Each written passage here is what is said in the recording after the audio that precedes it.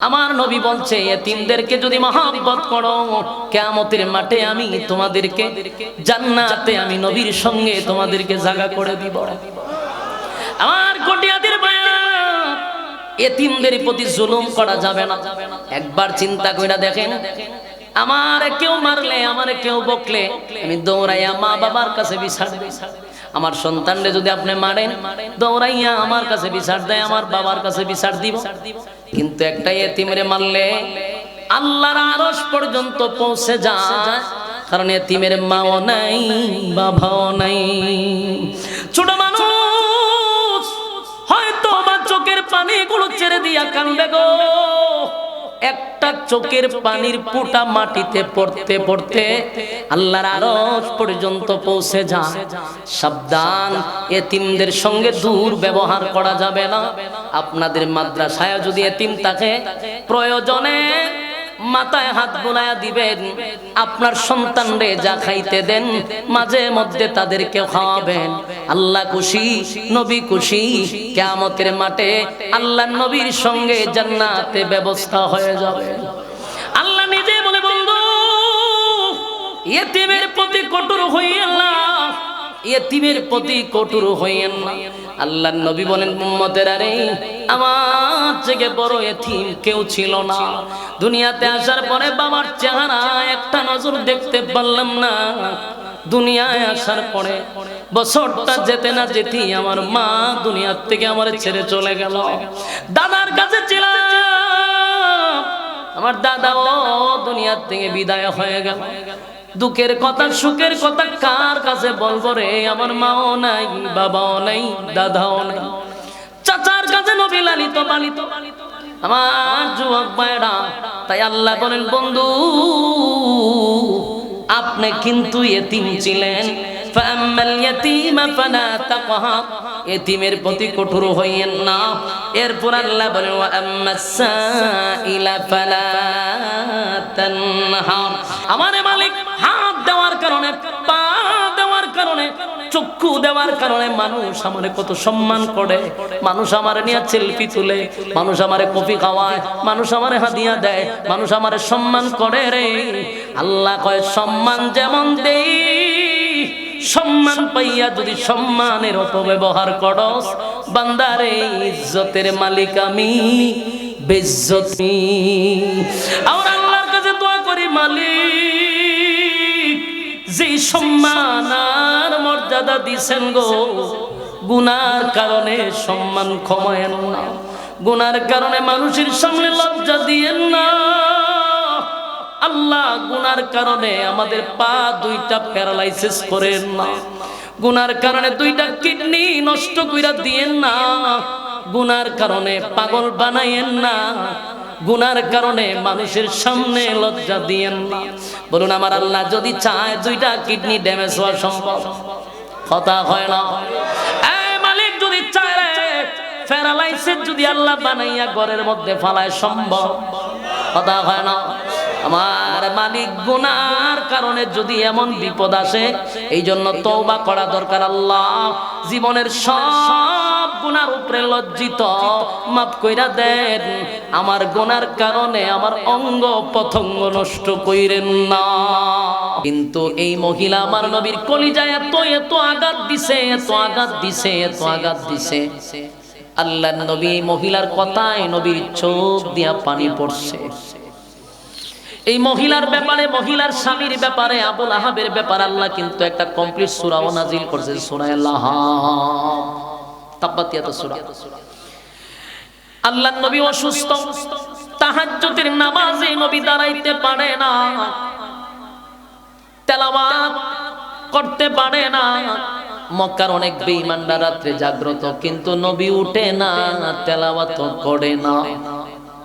2 দিন 3 দিন সহ্য করছে। একদিন আবুল আহাবের বউ উম্মে জামিল নবীর সামনে দাঁড়ায়া বলে, এ আব্দুল্লাহর পুত্র মুহাম্মদ, প্রতিদিন তুমি তাহাজ্জুদের নামাজে দাঁড়াইতা, প্রতিদিন তোমার কণ্ঠের তেলাওয়াত শুনতাম, কিন্তু আজকে কয়েকদিন লক্ষ্য করলাম তুমি তাহাজ্জুদের নামাজে দাঁড়াও না, তেলাওয়াত করো না। ঘটনাটা কি? আল্লাহর নবী বলেন, চাচি গো আমি অসুস্থ, দাঁড়াইতে পারি না, বসতে পারি না, আমার শরীরে প্রচন্ড জ্বর, এই জন্য আমি গভীর রাত্রে উঠতে পারি না গো চাচি, আপনি কি কষ্ট পাইছেন? এই মহিলা কত খারাপ, নবীরে আরো আঘাত দিয়া কথা বলতে লাগলো, কই বুঝছি তোমার কাছে একটা শয়তান আসতো, এখন আর আয় না। আল্লাহর নবীর কাছে গিয়া কয়, বুঝতে পারছি তোমার কাছে একটা শয়তান আসতো, এখন আর আসে না, এই জন্য তেলাওয়াত করতে পারো না। নবীর আঘাত লাগছে, কারণ আপন চাচি, এমন টেশানা মাইরা তো কথা কওয়ার কথা না। আপন চাচি হইয়া নবীর এত নির্যাতন করতো এই মহিলা, বড় বেয়াদব মহিলা। আল্লাহর নবী অসুস্থ, উঠতে পারে না, তেলাওয়াত করতে পারে না, আমার নবীর কণ্ঠ শোনার জন্য অনেক বেঈমানরা দাঁড়ায়া থাকতো। আবু জাহিল যত খারাপ, এবার রাত্রে উঠতো, ওইটা লুগায়া লুগায়া এক তেলাওয়াত শুনতো, সুবহানাল্লাহ। হ্যাঁ, বুঝতে পারতো যেটা খুব মজা, সুবহানাল্লাহ। কোরআন যে মজা আবু জাহিল বুঝতে পারতো, রাত্রে বসে থাকতো, হায় হায় হায় কোন সময় উঠবো, এত মজা, পাগল হয়ে যেত। তাই আবু জাহিল একবার চিন্তায় পড়ে গেল, যত মানুষ কালেমা পড়তেছে শুধু তেলাওয়াত শুই না, তেলাওয়াত বন্ধ করতে হবে, মানুষকে বুঝাইতে হবে। তাই আবু জাহেল চতুর্দিকে নবীর বিরুদ্ধে অপপ্রচার শুরু করলো, তোমরা কারা গো মুহাম্মদের তেলাওয়াত শুনবা না, সে কিন্তু মানুষকে জাদু করে, নাউজুবিল্লাহ। এ কত বড় বাটপা, মানুষের হয় জাদু করে, রাত্রে বইতে নবীর তেলাওয়াত শুনতে। কথা বুঝতেছেন? মানুষকে বোঝায় সাবধান, কেউ তেলাওয়াত শুনবা না, এই তেলাওয়াতের মধ্যে জাদু আছে রে, যেই জাদু কইরা মানুষকে কালেমা পড়ায়, সাবধান সাবধান।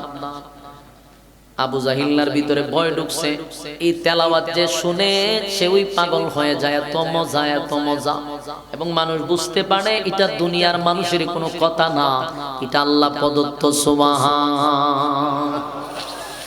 এর মধ্যে একজন ছিল কবি, মানে শিক্ষিত পণ্ডিত, আবু জাহিল্লার সম্পর্কে বন্ধু হয়, নাম হইল তুফাইল, পরবর্তীতে কালেমা পড়ছে রাদিয়াল্লাহু তাআলা। একবার আবু জাহিলের কাছে আইছে, পরে আবু জাহিল কয়, দোস্ত একটা কথা কই, তুমি শিক্ষিত, তুমি সম্ভ্রান্ত পরিবারের একটা ছেলে, আর আমার খুব ঘনিষ্ঠ বন্ধু যেহেতু তুমি, তোমার একটা ভালো পরামর্শ দাও, তুমি আমাদের সম্পদ, তোমারে হারাইলে আমরা মুসিবতে পড়ব, সাবধান, মুহাম্মদের কাছে দাঁড়াও, তুমি যাও না, আর মুহাম্মদের তেলাওয়াত করে এটা ভুলেও শুনো না। কেন? কইনো জাদু আছে। তুফাইল রাদিয়াল্লাহু তাআলা চিন্তা হলো, সর্বনাশ, যদি এরা অময় হয় আমরা জাদু করব। উনি খানার মধ্যে বালা করে বাইন দিয়া, রশি দিয়া একবারে সব তুলা মোলা দিয়ে বেঁধে রাখছে, খানো যেন আওয়াজ নাই, খানায় খাওয়ার সামনে দিয়ে যাইতেছে। আল্লাহ আসলে ওনারে হেদায়েত দিবে, তো উনি রাস্তা দিয়ে যাইতেছে, তখন ওনার খান তো বাধা, উনি একটা আওয়াজ শুনতেছে এই বাধার মধ্যে, গুনগুন একটা মজার মিষ্টি আওয়াজ, তো কি রে এত মজা, ঘটনা কাছে দিয়া যায়, আওয়াজ একটু বেশি যাইতেছে। এর মধ্যে উনি একটা পর্যায়ে বাদার ভিতর দিয়ে উনি শুনতেছে যে এত মজার বাণী, তখন উনি কইরে, আমি তো শিক্ষিত না, আমি এটা শিক্ষিত লোক, আমি তো আরবি বুঝি, অর্থ বুঝি, এটা তো জাদু না, এটা তো কোনো জাদু না, এটা মানুষের বানানো না, নির্গাত, এটা আসমানি কথা, সুবহানাল্লাহ।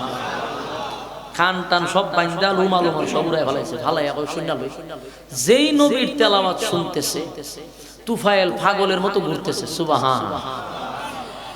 পাগল পাগল পাগল হইয়া মক্কার অলিতে গলিতে দৌড়াইতেছে, কে পড়ে রে, কে পড়ে, কে পড়ে, দৌড়াইতে দৌড়াইতে খানায় কাবার সামনে এসে দেখে আল্লাহর হাবিব তেলাওয়াত করতেছে, সুবহান। নবী তেলাওয়াত করতেছে, তুফাইল রাদিয়াল্লাহু তাআলা নবীর চেহারা মুবারক দেখে আরো পাগল হয়ে গেছে, এত সুন্দর চেহারা আমার জিন্দেগিতে আমি আর দেখি নাই,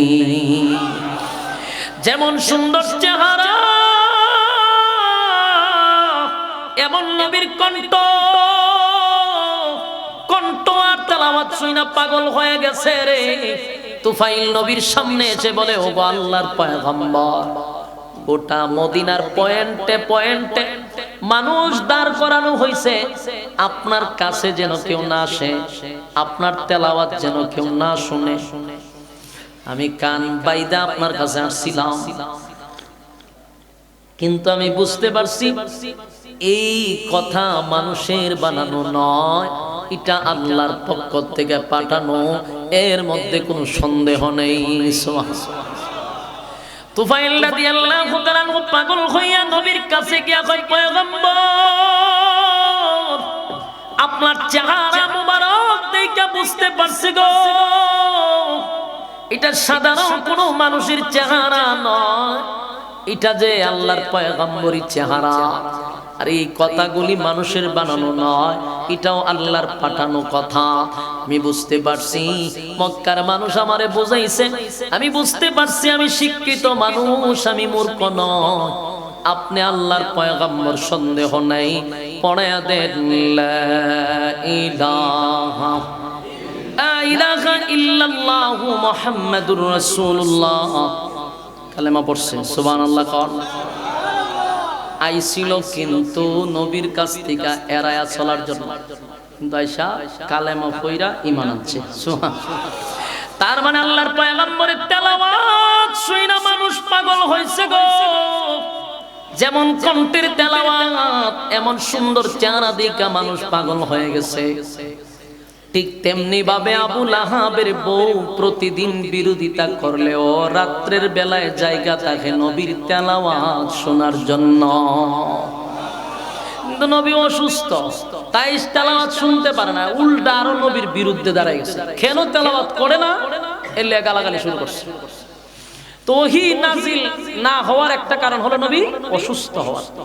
আরেকটা ঘটনা হইল, এই সূরার আরেকটা সাজ নজুল হলো, মক্কার মধ্যে ৩-৪টা দল আছিল।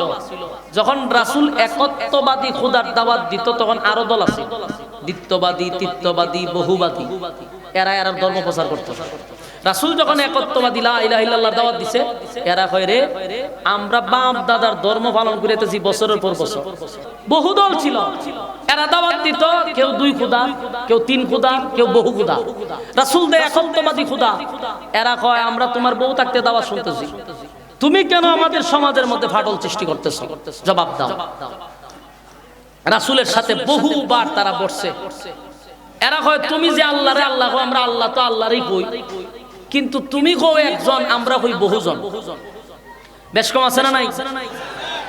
রাসূলের সাথে বহুবার বসছে, কিন্তু কথা বইলা পারে না। কথা বইলা বহু চেষ্টা করছে, কোনোভাবেই রাসূলকে কথা বইলা আটকাইতে পারলই না। শেষে যতবার আসে ততবার শরম পায়। পরে লাস্টে কয়ও, আমরা তো মুহাম্মদের কাছে কয়েকবার গেছি, আমরা তো বেজ্জতি হই, কথা কই আটকা পড়ি, কথা কই তার সাথে পারি না। করণীয়টা কি?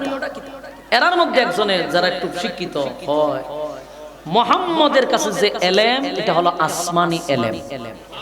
আর আমরা দুনিয়ার জাগতিক এলেম নিয়ে যখন মুহাম্মদের কাছে যাই, তখন তার কাছে আমরা পরাজিত হই। যদি তার সাথে মোকাবেলা করতে হয়, আরেকজন আসমানি এলেমওয়ালা লোক লাগবে। কথা বুঝতেছে? চতুর্দিক দিয়ে ঘেরা হইয়া বসতো, কিন্তু নবীর সাথে পারতো না। তখন তারা কয় এমন হইতো না, তো কেমন হইব? ও আমরা একটা ব্যবস্থা করছি, মুহাম্মদের সাথে তো কথা কইয়া পারি না। তখন আসমানি এলেম কার মধ্যে আছে? ও মক্কাতে নাই, মদিনা যেতে হবে। কয় প্রয়োজনে মদিনায় যাব, আসমানি এলেম ওয়ালা লোক আনবো, মুহাম্মদের সাথে আমরা যুদ্ধ করব। আচ্ছা যাক, এই 8-10 জন 15 জন গেছে 400 কিলোমিটার দৌড়াইয়া মদিনা।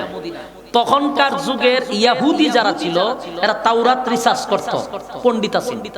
এরার কাছে গিয়া কইল যে হুজুর আপনার কাছে আমরা আসছি প্রায় 400 কিলোমিটার দৌড়াইয়া। কেন আসছো? হয় আমাদেরই বাতিজা, আমাদেরই সম্পর্ক, আমাদেরই গোষ্ঠীর, আমাদেরই সবকিছু। বেচারা হঠাৎ করে এখন কয় সে নাকি রাসূল, সে নাকি নবী, আবার এখন এক আল্লাহর দাওয়াত দেয়। এখন আমরা সমাজের মধ্যে একটা ফাটল সৃষ্টি হয়েছে, পাপে ভূতে দ্বন্দ্ব লাগছে, ভাইয়ে ভাইয়ে দ্বন্দ্ব লাগছে। এই দ্বন্দ্বের থেকে চিরস্থায়ী একটা সমাধান চাই, আমরা একটা সমাধান দেন। উনি যে হঠাৎ করে নিজের রাসূল দাবি করতেছে, একত্ববাদী খোদার দাওয়াত দিতেছে, এই ব্যাপারে আমরা গোটা মক্কাতে একজন আলেম পাই না, আপনারা পাইছি, আপনারা আমাদের সাথে চলুন মক্কায়, তার সাথে আপনাদের বৈঠক হবে। ইহুদি পণ্ডিতরা তাওরাত কিতাবটা লইয়া কয়, আচ্ছা আপনারা যার ব্যাপারে কথা বলতেছেন ওনার নাম কি? মুহাম্মদ। সুবহানাল্লাহ। এরা কহ আপনি জানেন কেমন? আচ্ছা, ওনার আব্বার নাম কি? আব্দুল্লাহ। জি আব্দুল্লাহ। দাদার নাম কি? Abdul Muttalib. বলে জি আব্দুল মুত্তালিব। মার নাম আমেনা? বলে হ আমেনা। কুরাইশ বংশের জন্ম? বলে হ। আচ্ছা, তো সব মিল্লা গেছে কেন? তাওরাতের দিকে কথা কয় আর সব একে একে মিল্লা যায়। পণ্ডিত বুঝতে পারছে যে সব গোনা। তখনই মক্কার কতগুলা মূর্খগুলারে বুঝাইলো, শোন, আমরার মক্কা গিয়ে লাভ নাই। আমরার মতো আরো 1000 গোষ্ঠী যদিও যায়, টকশুতে আমরাই হারবো। টকশুতে জিততে পারতাম না। বরং তোমাদেরকে একটা বুদ্ধি দিয়া দিই, তোমরা ওনার কাছে গিয়া 3টা প্রশ্ন করবা। কয়টা প্রশ্ন?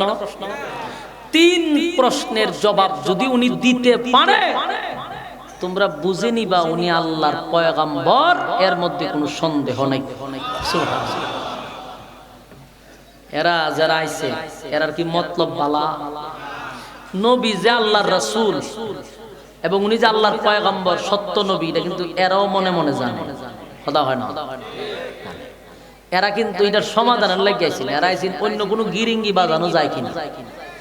কিন্তু পণ্ডিতে কয় 3 প্রশ্নের জবাব যদি উনি দিয়া দেয়, বুঝবা উনি আল্লাহর পয়গম্বর, সন্দেহ নাই। আর তোমরার উচিত কালেমা পড়া ঈমান আনা। হইছিনি ফেস অন 15টা আইছে যে একটার পর একটা ছায়া হয়তো জেলাও এই কদুই। এটা তো আমরা মদিনার থেকে মক্কা থেকে বুঝতে পারছি। আমরা ইসলাম মুহাম্মদের একটা সিফায় ভালো পারলো না। এই ফন্ডজন গেছে মক্কায়। মক্কাতুল মুকাররমায় যাওয়ার পরে চিন্তা করেন, দুষ্ট লোকের হয় মিষ্টি কথা, দুষ্ট লোকের হয় মিষ্টি কথা। 15 জন নবীর সামনে গিয়া কয়, আব্দুল্লাহ পুত্র মুহাম্মদ, তুমি না আমাদের বাতিজা? বলে হ বাতিজা। তুমি আমাদের বাতিজা, আমাদেরই বংশের, আমাদেরই গর্ব, আমাদেরই রত্ন। বাতিজা রে, তোমার সঙ্গে তো আর দুশ্মনী হয় না, তোমার সঙ্গে তো আর যুদ্ধ হয় না, তোমার সঙ্গে আমাদের কোনো মন খালাখালি হওয়ার কথা না। তবে আমরা তোমার কাছে আসছি, তুমি যে রবের দাওয়াত দাও সেই রব যদি সঠিক হয়, আমরাও সেই রবের কালেমা পড়ে ঈমান আনব। কি সুন্দর কথা! আল্লাহর পয়গম্বর চিন্তায় পড়ে গেল, যেই লোকগুলি আমার কাছে আসছে রে, এগুলা সব মক্কার মাতা। এরা যদি কালেমা পড়ে, আমার কালেমার দাওয়াত দিতে গিয়া মক্কা নগরীতে কষ্ট হবে না। তাই নবী বলেন, বলুন আপনারা কালেমা পড়বেন? বলে অবশ্যই পড়ব, তবে একটা শর্ত আছে। ওই শর্ত লাগাই দিছি। কি শর্ত? তুমি যদি 3টা প্রশ্নের জবাব দিতে পারো, তাহলে আমরা কালেমা পড়ে ঈমান আনব। সুবহানাল্লাহ। আল্লাহর নবী বলেন, বলুন আপনাদের প্রশ্ন। তারা প্রথম প্রশ্ন করছে রূহ সম্পর্কে। রূহ সম্পর্কে। 2 নাম্বার হলো, একজন বাদশা গোটা পৃথিবী রাজত্ব করছে, একটা ঘোড়ার উপরে সওয়ার কইরা। বাদশার নাম বলেন, বাদশার ডিটেইলস বলেন। 3 নাম্বার হলো, 7 জন যুবক একটা গুহার ভিতরে ছিল, কতদিন ছিল, কিভাবে ছিল, ডিটেইলস বর্ণনা করেন। প্রশ্ন হলো কয়টা? আল্লাহর নবী বলেন, এই 3টা প্রশ্নের জবাব যদি আপনাকে দিয়া দেই, আপনারা কি কালেমা পড়বেন? বলে অবশ্যই পড়ব। ঠিক আছে, আগামী কালকে আইছেন, আমি আপনাদেরকে 3টা প্রশ্নের জবাব দিয়া দিব। কারণ সকালে জিবরাইল আয়, বিকালে জিবরাইল আসে, অসুবিধা কি? কিন্তু ঘটনা তো ঘটে গেছে। এদিন সারাদিন জিবরাইল আইছে, নবী উত্তর দিব হইতে গা। নবী কি গায়েব জানতো? ওই আশেকের রাসূল কথা কই না। নবী গায়েব জানতো? তো গায়েব জানলে তো প্রশ্নের উত্তর সাথে সাথে দেওয়ার কথা। নবী কয় আগামী কালকে দিব। আগামী কালকে জিবরাইল আইছে না। ওই এরা তো আবার আইছে আগামী কালকে। আয়া কয়ও আমরা প্রশ্নের উত্তর কই? রাসূল কয় আজকে দিতে পারতাম না, আগামী কালকে। পরের দিন চলে গেল, এদিনও জিবরাইল আসে। এর পরের দিন আবার আসছে 15 জন। আমরা প্রশ্নের উত্তর আসল আজকে সম্ভব না, আগামী কাল। আচ্ছা কোন তো দেখি, এরা এমনই শয়তান। 2বার 3বার জন প্রশ্নের উত্তর দিতে পারছেন, এরা কি পরিমাণ শয়তান এটা করবো? কথা হয় না? আমরা সমাজের কিছু মানুষ আছে আলেমরা দেখতে পারে, কিন্তু এরা যদি আলেমের একটা দুষ ফায়া লায়, সর্বনাশ সর্বনাশ সর্বনাশ, সারাটা দেশ এতুল ভর করে লায়। আচ্ছা মনে করুন, এই মাদ্রাসার মুহতামিমের কাছে যদি একটা পাবলিক আয়, হুজুর একটা ফতোয়া শুনছেন, আজকে 3 দিন ধরে করতেছে, ফতোয়াটা শুনছেন। আমার মুহতামিম সাহেব বলে, ঠিক আছে আপনি আগামীকাল আইসেন, তার মানে হুজুর রাত্রে বসে একটা মুতালা করবো, বিষয়টা পরে জানাই। পরের দিন আপনি আইসেন, আয়াজন মুহতামিম সাহেব জিজ্ঞেসেন, মুহতামিম সাহেব কয়, না আমি সময় পাইছি না, আপনি আগামীকাল গায়েন। এদিনও মুরব্বী গেল 3 দিনের মাথায় হুজুর ফতোয়াটা কোনা আজকেও ভাবতাম না চাচা কাল খাই 3-4 দিন পুরানির পরে মুরব্বী কিতা করব মুরব্বী একটা দোকানে গিয়া বই একটা সাল হইব বিস্কুট খাইব খাইয়া কইব কইও আমরা মাদ্রাসাতে একটা হুজুর রাখছে আদতে কোনো হুজুর না এবারে এখানে খাওয়ায় আর বেতন দেয় এবারে আদতেই কোনো হুজুর না একটা মশলা লইয়া গেছলাম আজকে 3টা দিন ধরে আমারে ঘুরাইতেছে বেটা না আলেমের খাতারই পড়ে না লাগাইবনি দরবার এই দরবারই লাগাইছে মক্কাতে সেম এই দরবার লাগাইছে গোটা মক্কা নগরীতে মক্কা গলিতে গলিতে সব জায়গায় ছড়ায়া ছিটাইয়া নবীর বিরোধিতা শুরু হয়ে গেল মক্কার গলিতে গলিতে শহরে বন্দরে সব জায়গায় আমার নবীর বিরুদ্ধে যখন সমালোচনা শুরু হয়ে গেল রে আল্লাহর পয়গম্বরের বিরুদ্ধে সমালোচনা কি সমালোচনা আমরা আগেই কইছিলাম উনি কোন নবী না নাউজুবিল্লাহ আমরা আগেই বলেছিলাম উনি কোন নবী না উনি কোন রাসূল না আজকে একটা সপ্তাহ ধরে আব্দুল্লাহর পুত্র মুহাম্মদের কাছে 3টা প্রশ্ন লইয়া যাই বারবার আমাদেরকে বলে আগামী কালকে তার মানে উনি কোন নবী না রাসূল না গোটা মক্কা নগরীতে আমার নবীর বিরোধিতা শুরু হয়ে গেল রে নবী নিজেও চিন্তায় পড়ে গেল আজকে 15 দিন হয়ে যাচ্ছে এখন পর্যন্ত জিবরাইল কেন আসে না যেই জিবরাইল সকালে আসতো যেই জিবরাইল বিকালে আসতো এখনো কেন জিবরাইল আসে না আর মক্কার মানুষ আল্লাহর নবীর বিরোধিতা শুরু করছে রে একটা পর্যায়ে মানুষ বলা বলি করতে লাগলো মুহাম্মদের আল্লাহ মুহাম্মদকে ভুলে গেছে আল্লাহর হাবিব নিজেও চোখের পানিগুলো ছেড়ে দিয়া কান্না শুরু করছে একটা সময় নবী ব্যথায় ব্যথিত হইয়া কান্দে আর বলে মালিক রে গোটা মক্কা নগরীতে আমারে লইয়া মানুষ কত বাজে বাজে কথা বলতেছে আমি মিথ্যা নবী আমারে গালি দেয় মানুষ বলে আপনি নাকি আমারে ভুলে গেছেন পয়গম্বর কান্না শুরু করলো 15 দিন নবীর চোখ দিয়া পানি বে মুক্তার দানার মতো পড়ে ব্যথায় ব্যথিত হইয়া আসমানের দিকে নবী তাকায়া থাকে জিবরাইল রে কেন আসুস না ও জিবরাইল সকালে আসতি বিকালে আসতি আজকে 15 দিন পর্যন্ত কেন আসলি না নবীর কান্না চোখ দিয়া নবীর মুক্তার দানার মতো পানি পড়ে আল্লাহর পয়গম্বর যখন কান্না শুরু করলো যতদিন যায় নবী কান্দে একটা পর্যায়ে মানুষ বলতে লাগলো মুহাম্মদের আল্লাহ মুহাম্মদকে ভুলে গেছে আল্লাহর নবী একদিন বলে মালিক সত্যি কি আপনি আমারে ভুলে গেছেন আমার প্রতি অভিমান করছে কি এমন অপরাধ করছি গো কি এমন অপরাধ করছি আল্লাহ জিবরাইলকে কেন পাঠান না জিবরাইল কেন আসে না পয়গম্বর চোখের পানিগুলো ছেড়ে দিয়া কান্দে হঠাৎ করে তাকায়া দেখে জিবরাইল 15 দিন পরে আসমান থেকে নামতেছে জোরে কোন সুবহান জিবরাইল আলাইহিস সালাতু ওয়াস সালাম কে দেখা পয়গম্বর কে বলে জিবরাইল 15 দিন পর্যন্ত কেন আইলি না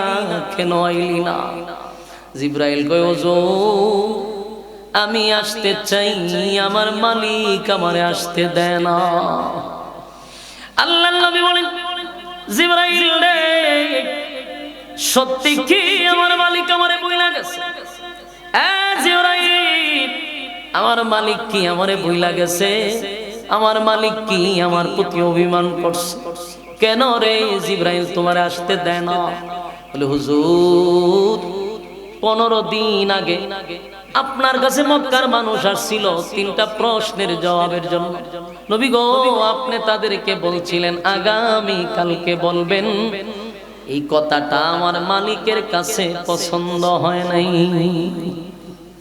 আমার কিশোরগঞ্জের বাইরে কুটিয়াদির বাইরা দিলের কান লাগায় কথাগুলি শুনেন কান থেকে আমাদের শিক্ষা গ্রহণ করার দরকার আছে আল্লাহর নবী বলছিল আগামী কালকে বলবো এই কথাটা আমার মালিকের কাছে পছন্দ হয় নাই জিবরাইল বলে হুজুর আপনি যদি বলতেন আগামী কালকে বলবো ইনশাআল্লাহ, আপনি ইনশাআল্লাহ বলেন নাই। পয়গম্বর আপনি বলছেন আগামী কালকে বলবেন, মাঝখানে ইনশাআল্লাহ বলেন নাই। ইনশাআল্লাহ না বলার কারণে আমার মালিক এই কথাটা পছন্দ করছে না, তাই তো 15 দিন আমি জিবরাইলকে আসতে দেয় না। এক কুটিয়াদির বাইরা বলুন তো দেখি কোন সময় আর ইনশাআল্লাহ আপনারা বলবেন? কথা হয় না। আমার নবী একবার বলার কারণে 15 দিন নবী কাঁদছে রে, এত কান্না নবী কাঁদছে, চোখের পানি এত জড়ানো জড়াইছে, কানতে কানতে কানতে নবী বেহুশ। জিবরাইল কেন আসে না?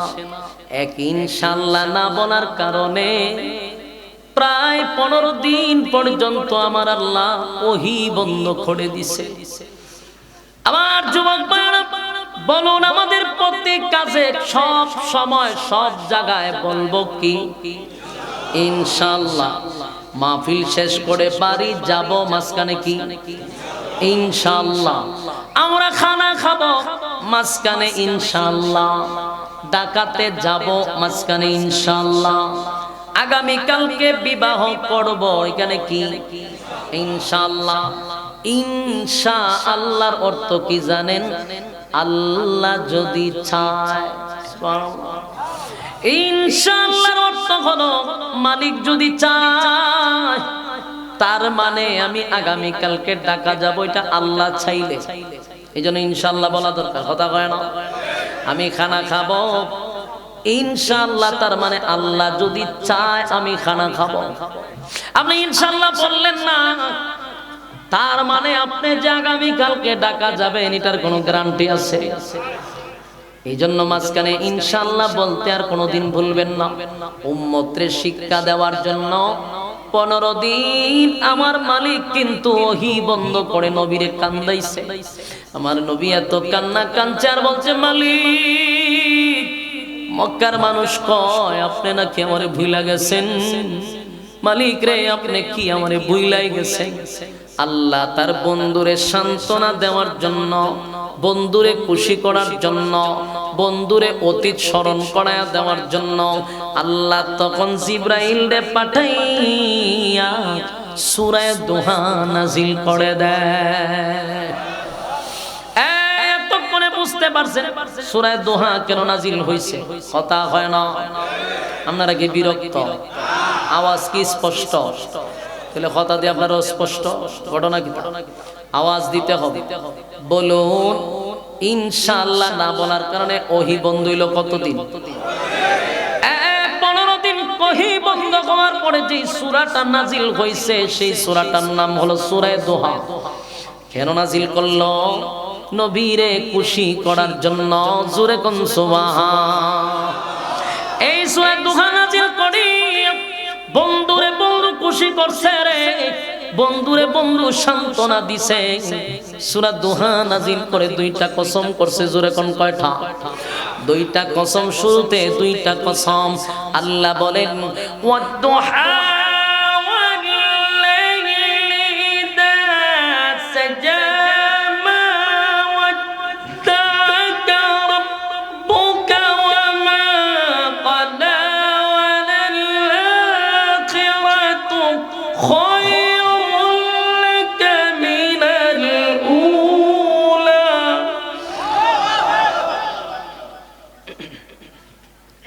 ভাই ভাই এত শাস্তানের ঘটনা কি?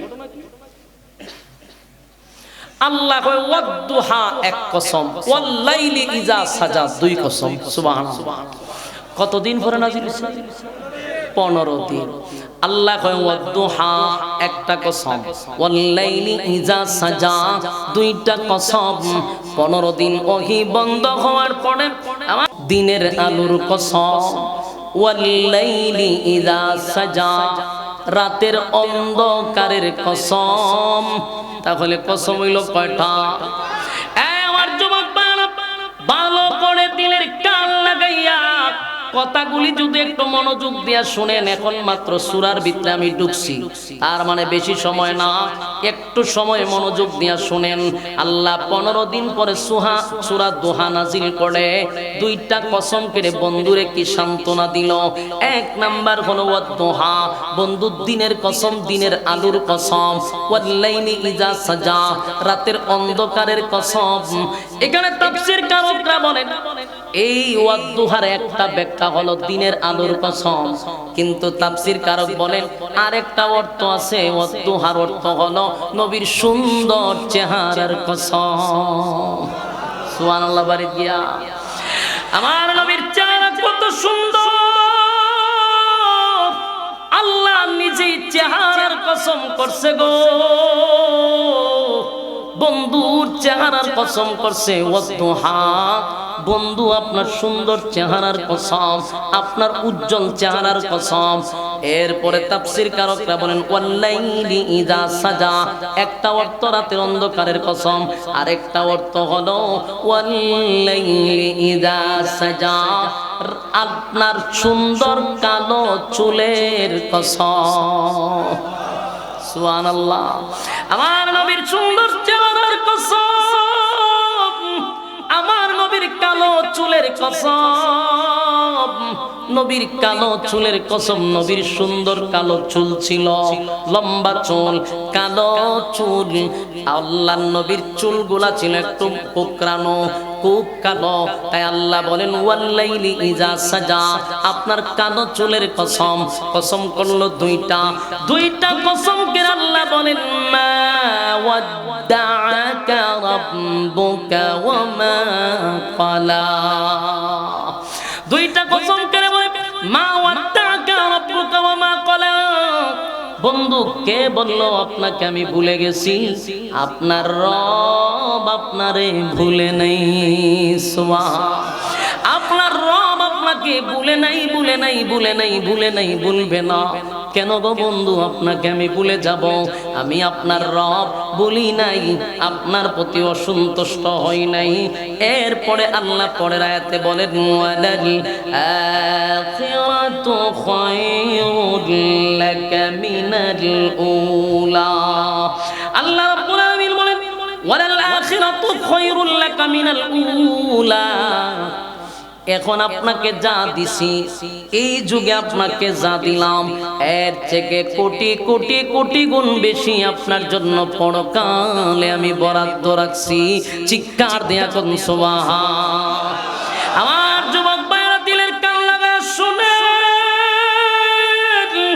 যেই মালিক দুনিয়া সৃষ্টি করলো গো, দুনিয়ার নাজনে আমার যিনি সৃষ্টি করলো, সেই মালিক বলে দুনিয়া কিছুই না, পরকালে আপনার জন্য বরাদ্দ রাখছি। আমার নবীর আল্লাহ দুনিয়া যা দিছে, এর থেকে কোটি কোটি কোটি গুণ বেশি নবীর জন্য পরকালে বরাদ্দ রাখছে। জোরে কোন সুবহান। এরপরে আয়াতে বলেন ওয়ালা সাউফা ইউতিকা রাব্বুকা ফাতারদা।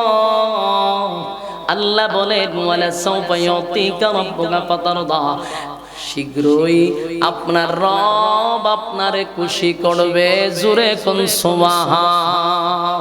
আমার বন্ধুরা কথাগুলি দিলের কান লাগায় শুনেন। ওহি যখন বন্ধ হয়ে গেল, নবীর ভিতরে কষ্ট ছিল, আমার আল্লাহ আমারে ভুলে গেছে, আমার মালিক কি আমারে ভুলে গেছে। আল্লাহ কয় না, ওয়ালাল আখিরাতু খায়রুল লাকা মিনাল উলা। আল্লাহ বলেন মা ওয়াদ্দাকা রাব্বুকা ওয়া মা ক্বালা, আপনার রব আপনারে ভুলে নাই। ওয়ালাল আখিরাতু খায়রুল লাকা মিনাল উলা, যা দিছি বরং এর থেকে বেশি আপনাকে সামনে আরো বাড়ায়া দিব। সুবহানাল্লাহ। ওয়ালা সাউফা ইউতিকা রাব্বুকা ফাতারদা, বরং আপনার রব আপনারে অচিরেই খুশি করবে। সুবহান। তাফসীর কারকরা বলেন ওয়ালা সাউফা ইউতিকা রাব্বুকা ফাতারদা, কেন আল্লাহ বলল অচিরেই আপনাকে খুশি করব? তার একটা কারণ হলো হয়তোবা নবীরে মক্কা বিজয়ের একটা ইঙ্গিত দিছে, হয়তোবা নবীরে আরশে আজিমের মেহমান বানানোর একটা ইঙ্গিত দিছে, হয়তোবা আমার নবী অনেকগুলা দাবি করছিল আল্লাহর কাছে, আল্লাহ আমার একটা গুনাহগার উম্মত যদি জাহান্নামে থাকে আমি নবীরে আপনি খুশি করতে পারবেন না। এ আশিকে রাসূল, আমার নবীর কত মায়া দেখছনি। আল্লাহ কয় ওয়ালা সাউফা ইউতিকা রাব্বুকা ফাতারদা, আপনার রব আপনারে খুশি করবে। আর নবী কয় আমার একটা উম্মত যদি জাহান্নামের ভিতরে থাকে আমি নবী কোনোদিন খুশি হব না। সুবহানাল্লাহ কি বাড়ি দিয়া কই যায়। আপনারা আর কেমনে কইলে খুশি হবে? সুবহানাল্লাহ কই তো আমার মুখ দিয়ে বাইর না। আপনারা কত কৃতজ্ঞ। হ্যাঁ, নবী আমাদের জন্য আল্লাহর কাছে দরখাস্ত করে যাবার একটা গুনাহগার যদি জাহান্নামে থাকে আমি নবী জান্নাতে যাব না। সুবহান। এরপর আল্লাহ বলেন আলাম ইয়াজিদকা ইয়াতীমান ফাআওয়া, আল্লাহ বলেন তিনি তোমাকে কি এতিম অবস্থায় পায় না। এবং কেমনে বললেন আপনাকে আমি ভুলে গেছি, কেমনে বললেন আপনাকে ভুলে গেছি, আপনাকে কি আমি এতিম অবস্থায় পাই নাই? নবী এতিম ছিল, আমার আল্লাহ বলেন আমি আপনাকে আশ্রয় দিছি। বলুন আশ্রয় দিল কে? আপনি এতিম ছিলেন, আমি আপনাকে আশ্রয় দিছি। আলাম ইয়াজিদকা ইয়াতীমান ফাআওয়া, আপনি এতিম ছিলেন আপনাকে আশ্রয় দিছি। এরপর আল্লাহ বলেন ওয়া ওয়াজাদাকা দাল্লান ফাহাদা, স্পষ্ট জানায়া দেয় আপনি কি পথহারা অবস্থায় ছিলেন না?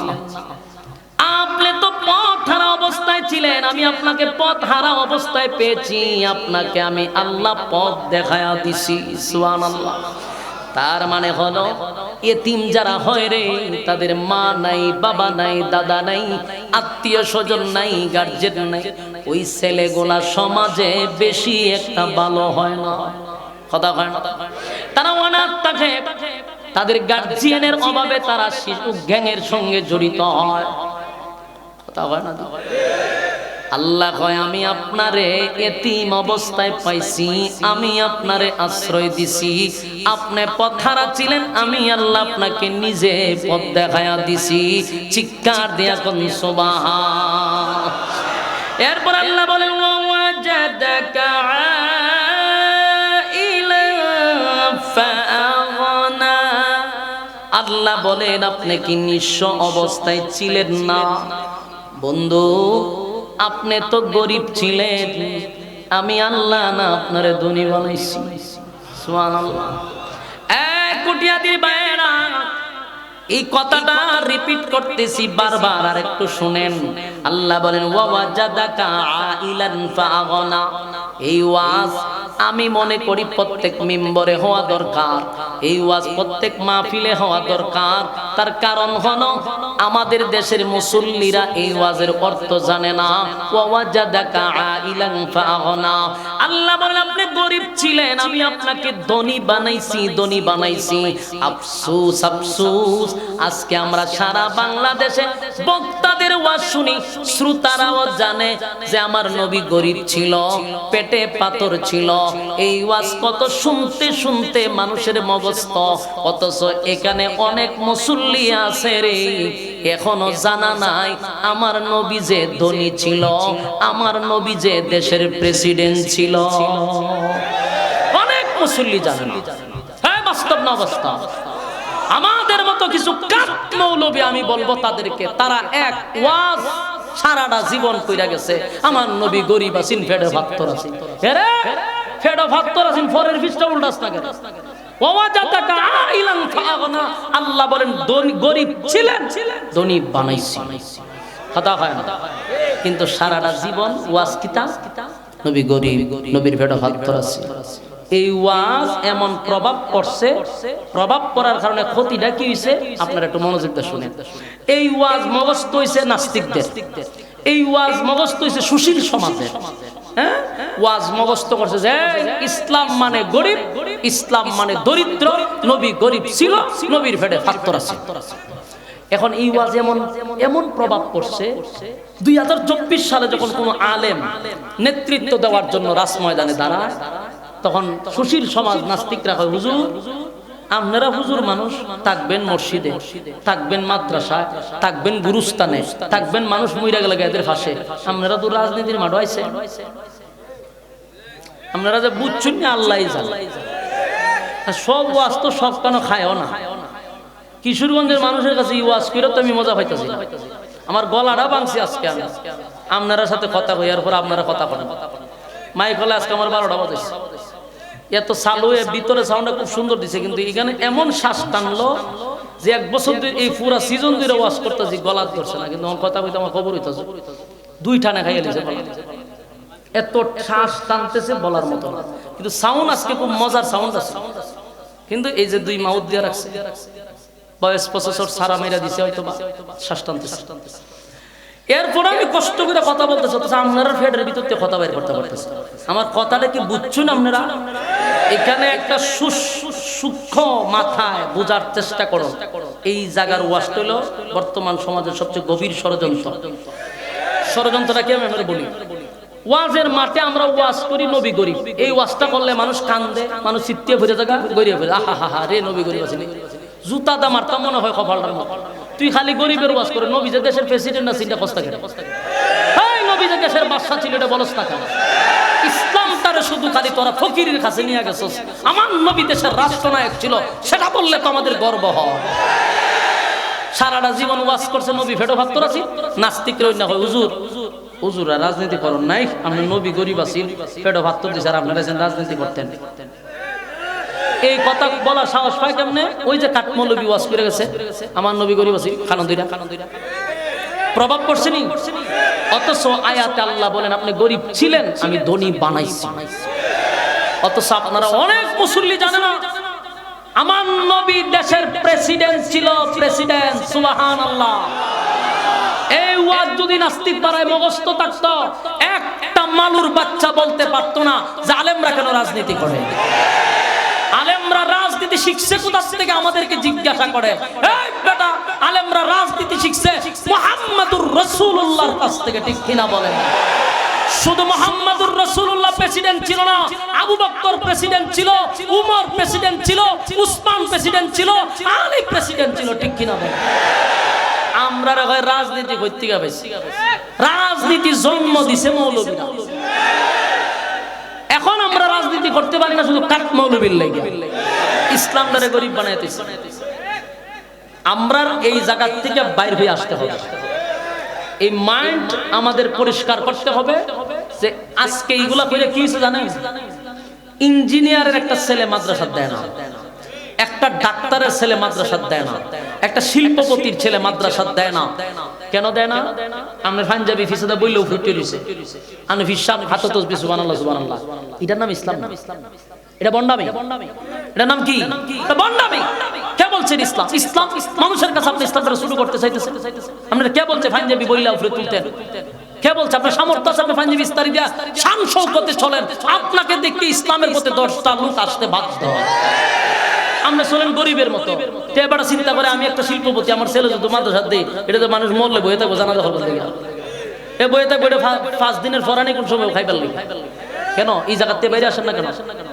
আজকে স্কুলে কলেজে ছাত্র দেয়, শিল্পপতির ছেলে ভর্তি করে, আমার মাদ্রাসাতে কেন শিল্পপতির ছেলে ভর্তি করবে না? তার কারণ হলো আমাদের মন মানসিকতার থেকে বাইরে হয়ে আসতে হবে। 2024 সালে যদি আমার নবী থাকতো, পৃথিবীর শ্রেষ্ঠ গাড়িটা আমার নবী চালাইতো। বাস্তব না বাস্তব? আল্লাহর নবীকে আল্লাহ বলেন আমি আপনাকে গরিব পেয়েছিলাম, আপনাকে ধনী বানাইছি। তার মানে আমার নবী দেশের বাদশা ছিল রে। এই ওয়াজ কিন্তু চালাইতে হবে, ঠিক কিনা?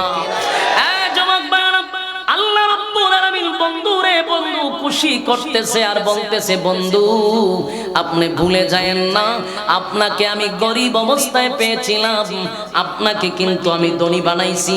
এরপর আল্লাহ বলেন ফাআম্মাল ইয়াতীমা ফালা তাকহার।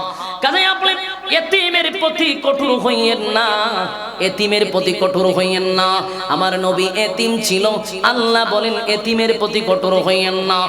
এক কোটিয়াদির ভাইয়েরা, হাতে পায়ে ধরে বলি, যাদের পাশে এতিম আছে, এতিমদের সাথে কোনোদিন খারাপ আচরণ করবেন না।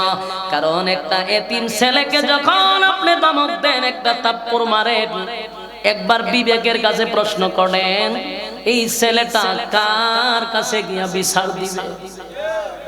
তার তো মা নাই, তার তো বাবা নাই, কার কাছে রে বিচার দিবে? আমি মাঝে মধ্যে অনেক সময় এতিম কিন্তু আমিও ফালি। আমার মাদ্রাসায় প্রায় অনেকগুলা ছাত্র আছে যাদের মাও নাই বাবা নাই, এদেরকে আমি লালন পালন করি। এরকম অনেক ছাত্র আছে, এবার বন্ধ দিছি পরীক্ষার পরে, দুই একটা ছাত্র দেখি সব ছাত্রদের গার্জেন আইসা আইসা ছাত্র নিয়ে গেছে। দুই চারটা ছাত্র দেখি মাদ্রাসার চতুর্দিকে আলি ঘুরে, কিরে বাড়ি যাস না কা?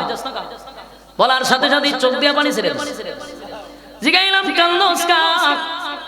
হুজুর কে আইসা নিবে?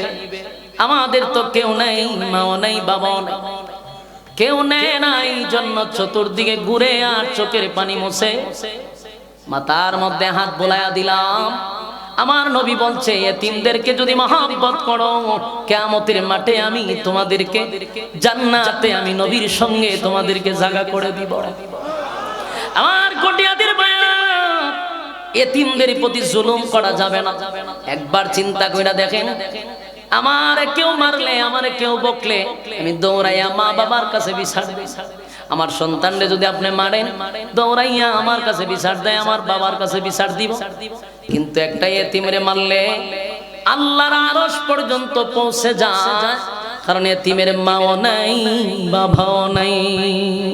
ছোট মানুষ হয়তো বা চোখের পানিগুলো ছেড়ে দিয়া কান্দে গো, একটা চোখের পানির ফোঁটা মাটিতে পড়তে পড়তে আল্লাহর আরশ পর্যন্ত পৌঁছে যায়। সাবধান, এতিমদের সঙ্গে দুর্ব্যবহার করা যাবে না। আপনাদের মাদ্রাসায় যদি এতিম থাকে, প্রয়োজনে মাথায় হাত বুলায়া দিবেন, আপনার সন্তানরে যা খাইতে দেন মাঝে মধ্যে তাদেরকে খাওয়াবেন।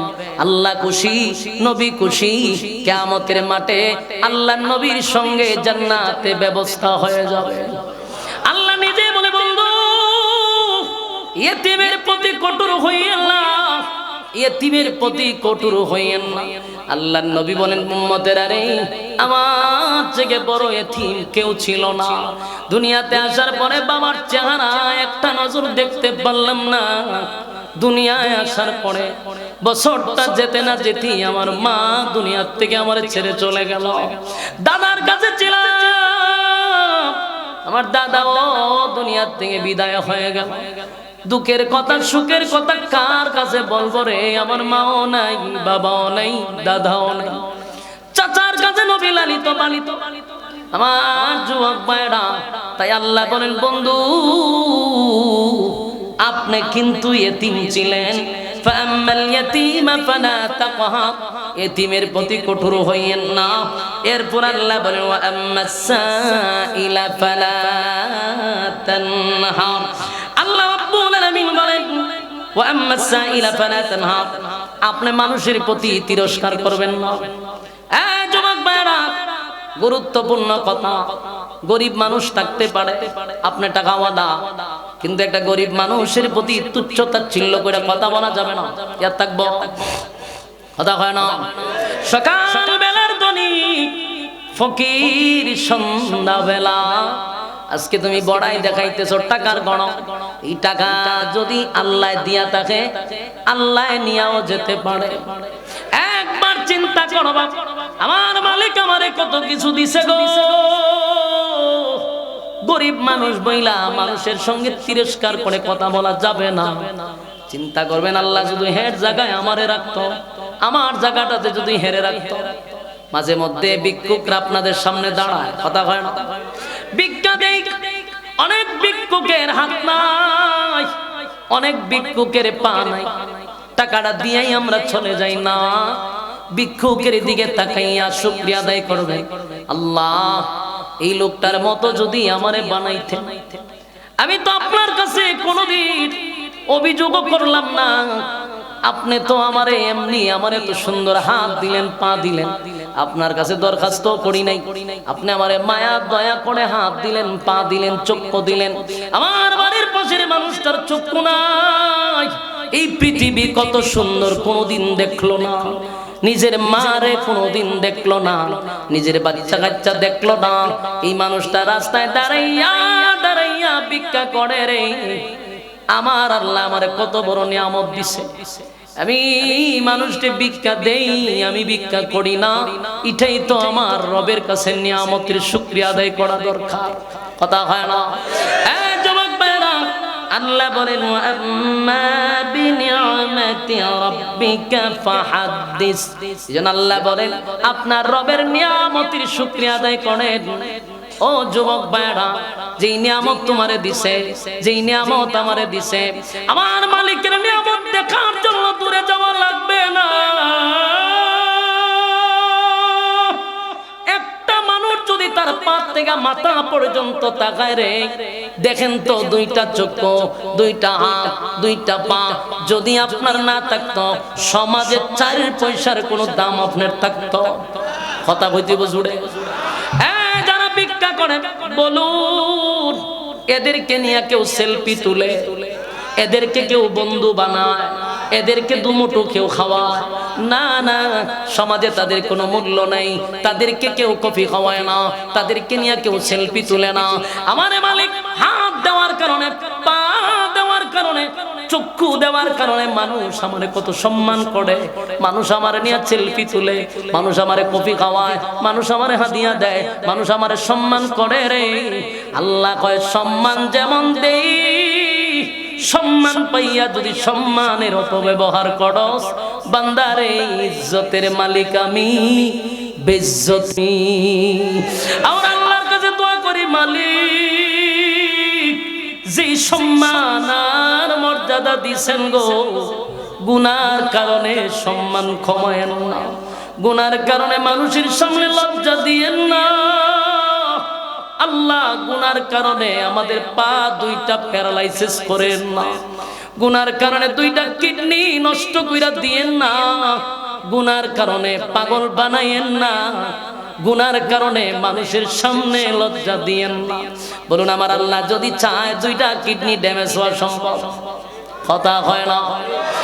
মালিক যদি চায় প্যারালাইসিস যদি আল্লাহ বানাইয়া ঘরের মধ্যে ফালায় সম্ভব? কথা হয় না? আমার মালিক গুনার কারণে যদি এমন বিপদ আসে, এই জন্য তওবা করা দরকার। আল্লাহ জীবনের সব গুনার উপরে লজ্জিত, মাফ কইরা দেন, আমার গুনার কারণে আমার অঙ্গ প্রত্যঙ্গ নষ্ট কইরেন না। কারা কারা তওবা করতে রাজি? দুইটা হাত তুললা দেখায়া দে। লিল্লাহি